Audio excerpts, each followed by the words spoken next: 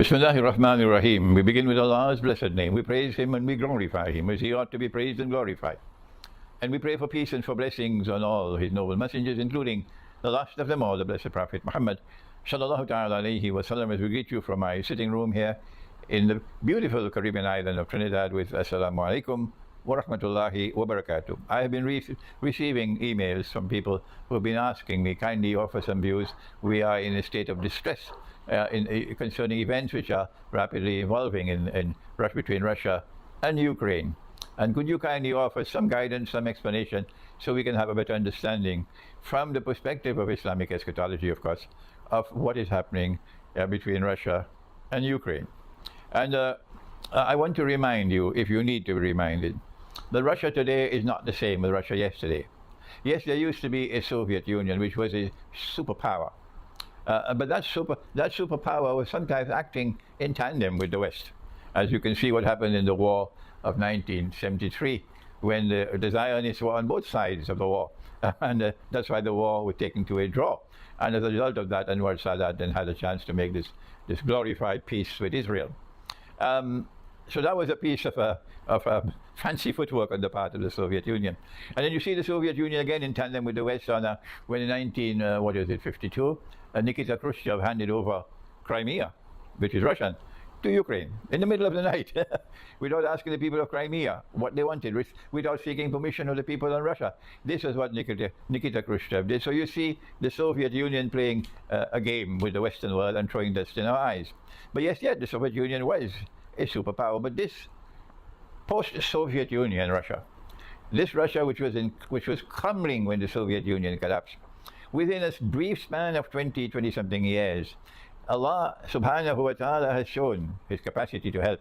And this Russia has grown now to a position where it is so powerful that look at what has happened. The Western world has been ruling over mankind for the last 300 years or more, and changing regimes all over the world, willy-nilly, particularly in South and Central America. They use the Monroe Doctrine. This is our backyard. Nobody comes into our backyard. And so they've been changing regimes willy-nilly all over Central and South America for the last 200 years. Why have they not been able to change the regime in Venezuela, the government of Venezuela, because it's an elected government? Why? Answer, they've done everything they could do. There's nothing else they can do now. But they've not been able to change the Venezuelan government, the legitimate Venezuelan government. Why? Because they cannot invade.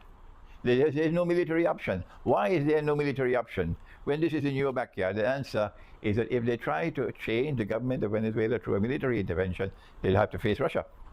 And they don't want to face Russia, because Russia is not Libya.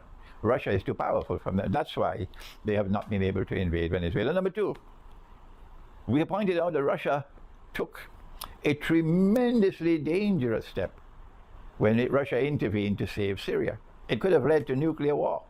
But with indescribable courage and integrity, and with the entire people of the Russian Federation supporting their government, Russia intervened in Syria and blasted the bogus jihad, the ISIS jihad, which was created and funded and manufactured by the CIA and by the puppy dogs of the CIA, by Saudi Arabia, by Qatar, and of course, who else? Turkey. Turkey was up to the neck in the effort to overthrow the Syrian government. And Russia has succeeded. The Western world have never known this before. There's a force so powerful that they can defeat the West, and that's what Russia did in Syria. But the one that hurt the most for the West was when they suffered the greatest defeat in the entire history of modern Western civilization, and that is in 2014 when they lost Crimea. Russia took Crimea, or rather took back Crimea, because Crimea belonged to Russia. Russia took back Crimea in 2 weeks without firing a shot. And for this, they have never forgiven themselves. Russia is now facing this bitter hatred and envy from the West because of the power that Russia now has, and Russia is not prepared to bend on its knee and submit to them. The West has suffered yet another defeat in Afghanistan, and it was a humiliating defeat. They have only themselves to blame for almost 20 years. So many they have killed in Afghanistan, and yet they were defeated. Afghanistan is known as the graveyard of the superpowers. And now what is happening is that there is an incremental effort, beginning with the regime change in Ukraine in 2014, to bring Ukraine into NATO. If Ukraine ever becomes a NATO member state, then Russia will have NATO on its very border, and NATO's missiles, nuclear missiles, can hit Moscow in a matter of minutes. This is not a security option that Russia is prepared to accept at all. And so Russia has put its foot down. This is our red line. Whether you accept our red line or you don't accept our red line, that's your choice. This is our red line, that we will not allow a next door neighbor state to pose such a tremendously dangerous threat to our security. So we're going to take steps to ensure the protection of our own security. This is Russia's decision, and Russia has every right to ensure its security. When the Soviet Union wanted to put nuclear armed missiles in Cuba, the Kennedy administration decided that this was too great a security threat for the United States. And so they put a quarantine around Cuba, that they would not allow any Soviet ships to enter Cuba without being searched, so that no nuclear missiles can be shipped to Cuba. And that was 1962, and the world watched. We were on the brink of nuclear war. Does Cuba have the right? Does Cuba have the right to do what it wants on its own territory? At that time, the United States said, no, Cuba does not have the right to pose a significant threat to the United States. And so the United States intervened, and American ships, the Navy, surrounded Cuba. And the Soviet ships were coming with missiles.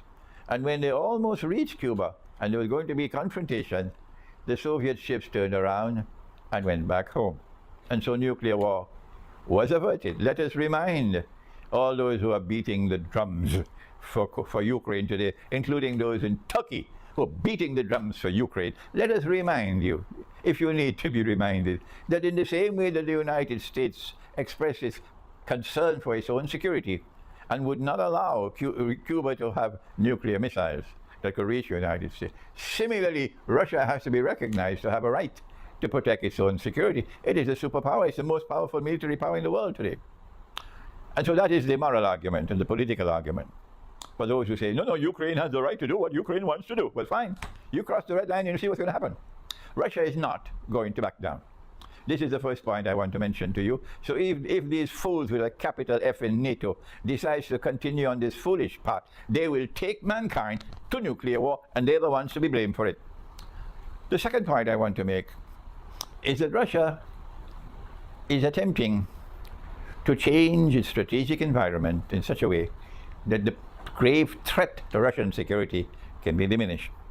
And for this reason, Russia has amassed more than 100,000 troops, Russian troops, and all the hardware you need, all the military supplies you need for war, on the Ukrainian border, the border between Ukraine and Russia. Will Russia invade Ukraine? No. I don't think Russia is so foolish, unless, of course, somebody wants to force a war, and somebody causes the fireworks to start. There are always those who want to get war. And Allah speaks of it in the Quran. They want the war to take place, but Allah comes and He prevents the war. So unless and until there is someone who causes a pretext for war to start, Russia will not, I believe, intervene militarily to invade Ukraine. I think I'm correct in that analysis. Well then, what else? The amassing of all of these troops on the Ukrainian border is a show of force.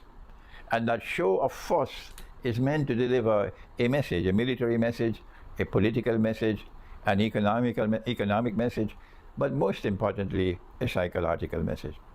And eventually that message will reach the hearts of the Ukrainian people. You cannot be a Ukraine next door to Russia and adopt this position of hostility and posing a grave, grave, grave danger to Russian security. That is not possible. So you will find eventually, I believe, that this Russian show of force, that's what it is, a show of force, will have the effect of bringing about a change in the strategic environment, particularly in terms of psychological change in the hearts of the Ukrainian people. So you can relax. I don't believe there's going to be a nuclear war between Russia and Ukraine. But keep watching, because they are provoking war. They're trying to get Russia to launch a war. That's what they want, but Russia is not that stupid. What is very sad And of course, there are people who have eyes, they can't see, they have ears, they can't hear, they have hearts, they can't understand. Ulaika kal anam, they're just like cattle.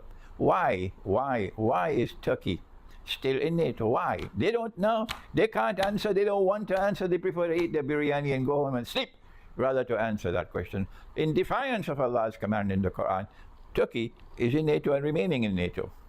But also, Turkey is building fraternal relations with Russia. At the same time, while you're doing that, you act in such a provocative way. You are arming, you're selling weapons to Ukraine, you're supporting Ukraine against Russia. Why is Turkey behaving in such a reckless way? Is there nobody who can teach a lesson to this reckless man who is ruling over Turkey and who wants the world of Islam to recognize him as a leader of the world of Islam? This man is recklessly misguided, and if he continues on this path, just remember that if war with Russia does start, the NATO missiles will fly from Turkey first of all against Russia. That NATO will ensure that the first missiles fly from Turkey, because when that happens, Turkey will be at war with Russia. But the foolish people who are ruling over Turkey don't realize that. Once Turkey is at war with Russia, Turkey will be destroyed. Once Turkey is at war with Russia, listen to me, the Turkish armed forces will be destroyed. And that is when the prophecy of Nabi Muhammad will be fulfilled. That the Muslim army will then conquer Constantinople, because the Turkish armed forces have been destroyed. And when we conquer Constantinople, our Prophet, Allah's blessings be upon him, praise the army and praise the commander. But those who have only peanuts in their head, oh no, it was that Sultan who was praised. Let them stay with their peanuts in their head, they can't think. Yes.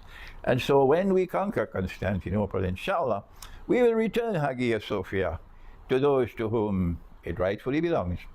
And that would be the catalyst which will cement the alliance between the Ummah of Muhammad والسلام, and the Ummah of Nabi Isa والسلام.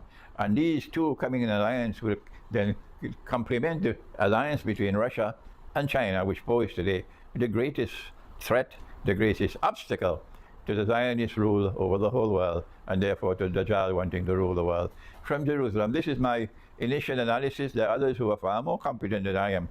As military analyst, you must go to my dear friend, the Sheikh, the vineyard of the Sheikh. Go to the Google and check for his website, and go to his website, and you'll get excellent analysis from my brother Andre, the Sheikh in the vineyard of the Sheikh. But I am giving you an analysis from Islamic Eschatology. I see the Russian leadership following the strategic sunnah. If you don't know what is the strategic sunnah, go to YouTube and check for my lectures on the strategic sunnah. Thank you. Wassalamu alaikum wa rahmatullahi wa barakatuh.